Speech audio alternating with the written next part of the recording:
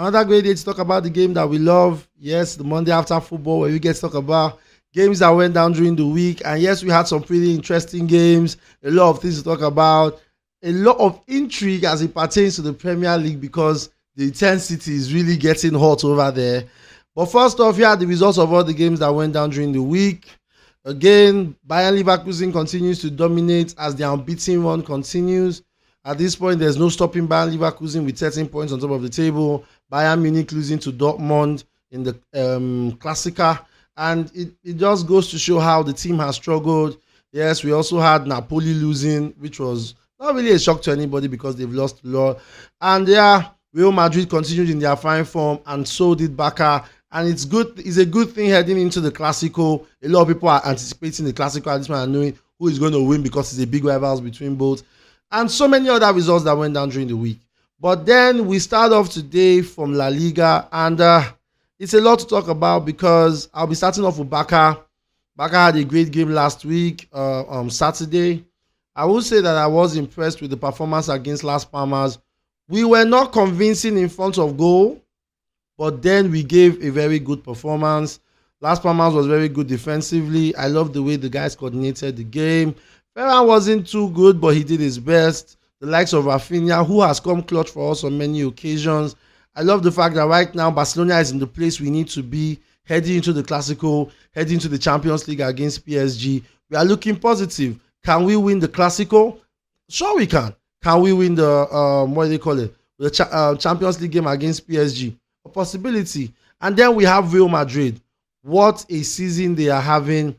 I said something about Carlo Ancelotti. I said, this man doesn't look phased as though his team has had any injury crisis. For some reason, this guy get injured, he just puts in the next person, and it just seems to work. The performance of Real Madrid of late has been beautiful. The likes of Rodrigo, who he has been nothing but phenomenal, even stepping up when Vinicius Jr. is not there. Jude Bellingham coming up with an assist, having such an amazing season. Right now, he is currently number one, sitting in for the Ballon d'Or contention. A lot of people are asking at this point, can Jude Bellingham win the Ballon d'Or? That's a strong question, to be honest. I feel he has a chance. He does have a chance. He's played well this season, currently sitting as the top goal scorer in the league. I think he can. But he has Mbappe close by, which, you know, Mbappe this season has been nothing short of phenomenal, scoring a lot of goals and giving assists. And they also won their game against Marseille. So it's a lot. And I can't really wait for this year's Ballon d'Or, knowing that we will not have the likes of Messi or Ronaldo contending for the Ballon d'Or. We really want to see how this goes. But then we talk about the Classico, one of the biggest games in Spanish football, if not the biggest game in Spanish football. Real Madrid versus Barcelona, which will be happening very soon. And the big question is, will Real Madrid go clear of Barca? I think that will be 10 points clear of Barca. Or will Barcelona have the upper hand against Real Madrid? Now, is this match a title-defining match? I wouldn't say it's a title-defining match, but I will say this. It is an important match for us Barca fans because we did lose the first leg and it was not looking good. We need to go to Santiago Bernabeu and show them that we are Barca and we can do it. Do I think that Barcelona can beat Real Madrid come the Classico? It is not an impossibility. I think we can win Real Madrid and at the Classico. Do I think that after winning Real Madrid, there's a possibility of us winning the league? The chances are very slim, 20 to 100. Not sure that we can win the league, but we can win the Classico. So Real Madrid fans, prepare for us. It's going to be a tough game, and a lot of us are looking towards the game. We also have the game against PSG. I don't know, man. I'm not so optimistic about that game, but I feel that Barcelona can have the upper hand. We can be able to beat PSG as well. The team is doing good. They are playing well. And it's a lot from there. Then we also look at Madrid's chances of beating Man City at the Champions League. The game is close. I know that Barcelona has a chance in the league, but we look at the Champions League and we look at the intensity. We know that Man City this season has not been the Man City we've had for the last 3 seasons. It's a lot of things. Can Madrid go in there and dominate and win Man City in the Champions League? Only time will tell. But if you ask me who I'll be rooting for to win that game, I think Man City would be possibly the likely people to win that game. We can't say for now. Real Madrid is a really good side who has adapted to different changes, due to injuries, and they've done so well. I think that they can still go on and win that game. There is a lot to talk about. First off, we go into Manchester United's games versus Brentford. Let me say this, even if Man United fans may not agree with me when I say it, Man United were lucky to have escaped with a draw in that game. Truth be told, Man United were not at all in contention to win that game. When they scored, Mason Mount giving them the goal, by the way, it was a shocker to a lot of people, including myself. I was watching that game sitting with my brother and I was like, did Man United just score? With this rubbish they are playing, they managed to score. They ended up shocking us by scoring. Brentford did equalize the game, but it goes a lot to prove what I've been saying all this while, how for some reason Man United has not been that team in a long while. We know they've not been that team, but this season they've been very dysfunctional. The likes of Marcus Rashford has not stepped up to the play when it really mattered. Garnacho has been pretty mid, plays well in some games, doesn't play well in some games. McTominay, when he's playing 90 minutes, doesn't seem to make any impact. I feel at this point in time, just leave him on the bench and make him on as a super sub. McTominay is not that guy you need when you want to win the match 90 minutes. He doesn't do too well. Man United's defense has been wobbly. We've had different players step into the positions because of injury issues. Varane had to leave the game in the second half, bringing in Maguire. Martinez, it was good to see him back on the field. Wan-Bissaka playing off wing. It's not easy to put Man United in the concept and say, oh, they are doing pretty well. They are not. A lot of Man United fans are talking about top four. I don't see Man United making top four. I don't see any way in which Aston Villa will drop. I know Aston Villa's next game is a pretty tough game against Man City, but they are doing really well. Aston Villa are informed. They did win their last game. Do I think that there is a chance that Man United may make it to top 4 this season? I do not see it happening. I'm sorry, Man United fans. The chances of that happening when Man United tends to make top 4 this season is very slim.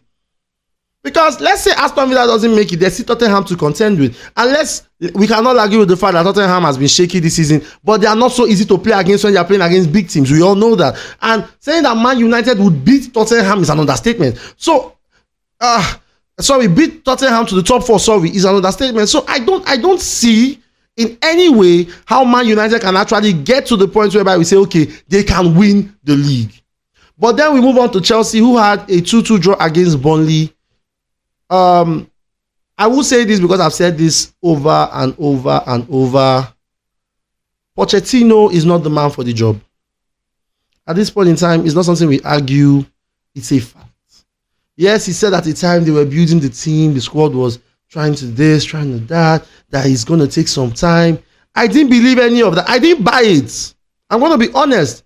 I always said it that Pochettino, yes, he did well with Tottenham, but after Tottenham, what team has he done well with? He didn't last at PSG, got sacked mid-season. He's come to Chelsea. What has he brought to Chelsea? Nothing. Why is this man still having this job? He needs to go.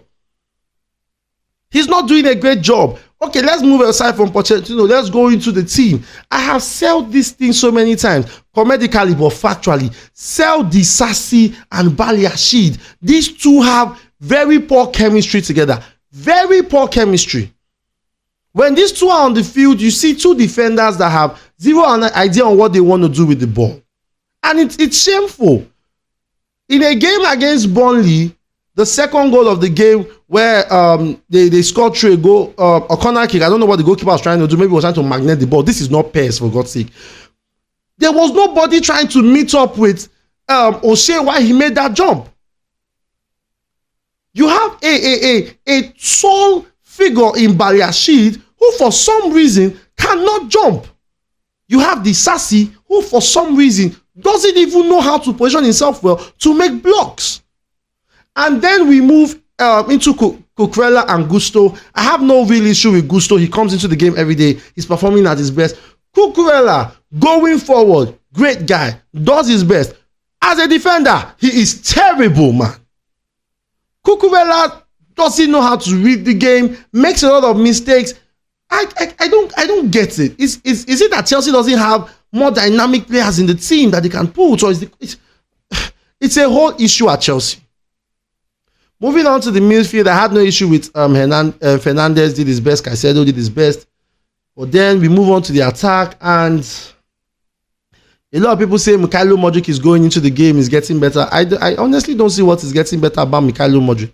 The boy has come into the game, does some nice leg work here and there, little dribbles here and there, but he does not impact the game in any way, I'm sorry to say. He does not impact the game in any way. He comes into the game, does the skill, doesn't really help the team in any way. He doesn't actually create too many chances. Yes, he did make a player get a red card, but at the end of the day, man, we brought you into the team. They brought you into the team, £100 million plus, to score goals, not to look pretty, not to dribble or give occasional goal scorings. We need you to get goals. It's something you're not doing, Mudryk. And we're not impressed. I feel if you ask me, the only player right now that is making an impact at Chelsea is Cole Palmer, Madueke. These two people are making impacts at Chelsea. I would say Chukwuemeka, but he's constantly injured. Christopher Nkunku hasn't played that much. It's a whole issue at Chelsea. The team is very dysfunctional. Do I see Chelsea coming back in the next 2 or 3 years? Possibility, only if they change that coach. Only if. And then we move into the Liverpool versus Brighton game. Really interesting game. I enjoyed the game. I love the way Brighton started the game. Quick on, goal by Danny Welbeck. At that point in time, you would have thought this is going to be a hard one for Liverpool, knowing that normally Brighton normally knows how to hold Liverpool to a draw. But for some reason, this Liverpool this season has proved that, look, we are not just playing beautiful football, we are the kings of comeback. And they came back yet again. Beautiful goal from Luis Diaz, another beautiful goal from Salah. But let me say this, Liverpool, when it comes to Salah has not been the most impressive player on the pitch. Let's be factual. The guy has been controlling terribly of late. He's not been making good runs. I think his passing has greatly improved. His goal scoring has always been perfect, but he's not been that guy. But I have to respect the fact that bad as he bad, Liverpool has always found a way to win games, whether it's easy or not. As much as I don't know how to put this, I feel that Liverpool is likely the hardest team to beat among the 3 teams contesting for the current Premier League title. I feel Liverpool is the hardest team to beat, to be honest. And then the big game of the night, Man City vs Arsenal. Before I go into any other details of that game, I want to state fairly that game was boring. I did not enjoy any minute of that game. I found that game for 90% of the game boring. Arsenal packed the bus. I don't know whether Arteta had to go and meet Jose Mourinho and ask him for tips on how to pack the bus, but they packed a brilliant bus. But when we go into the bus packing, we have to stop for a moment and talk about Erling Haaland. Now, if there's one thing we can take away from Erling Haaland is the fact that Erling Haaland is what you call a prolific goal scorer. If he gets the ball, he scores. If Erling Haaland gets the ball, 99% of the chance he's going to score. He's a good converter of the ball. But there was something I think Roy Keane said. He said that outside goal scoring, Erling Haaland's all-round game in itself is poor. Can we agree with what he said? He made a lot of sense. Factually, it has come to that point where we say, when it comes to big games, Erling Haaland is not the person for you. He tends to hide, or will I say, he just becomes invisible in big games. He's not the guy doing the great things at the big games. Yes, he's good when it comes to playing the other kind of things. But let's look at Liverpool this season. He didn't perform. First leg, second leg against Arsenal, he didn't perform. Manchester United, he struggled. Chelsea, he was just there. He has not performed in the big game. Champions League against Inter Milan, he didn't perform. It goes down to ask ourselves, where the Ballon d'Or community wrong for giving Messi the Ballon d'Or? Were they wrong? Because when you look at Haaland's performances, aside from goal scoring, there is nothing really special to his game. I will not take away that he's a really great goal scorer, but there's nothing really perfect to his game. Good player, good goal scorer, but that's all. And so we look at the Arsenal Man City game. Arsenal packed the bus. Man City were unable to convert. It was a game of back and forth. A lot of midfield battles. That midfield was choked. Kevin De Bruyne constantly having collisions with Declan Rice. Jorginho constantly having collisions with Foden. Rodri constantly having collisions with Odegaard. It was just all manners of collisions. I didn't see any coherence in the game. I felt Arsenal came to that game to defend. And if you ask me, they were able to achieve their objective. Come into the game, defend, and be happy. And they did it. Hate them or not for what they did, they were able to make it work. Let's look at the fixtures, the remaining fixtures for these three teams currently competing for the Premier League title. Down first, we start with Liverpool. Liverpool has Sheffield United, Manchester United, Crystal Palace, Fulham, Everton, West Ham, Tottenham, Aston Villa, and Wolves. Those are the games that Liverpool have left. I think there are some intriguing futures here. I think Man United may actually give them a run for their money. They've always found a way to beat Crystal Palace, Everton, and Fulham.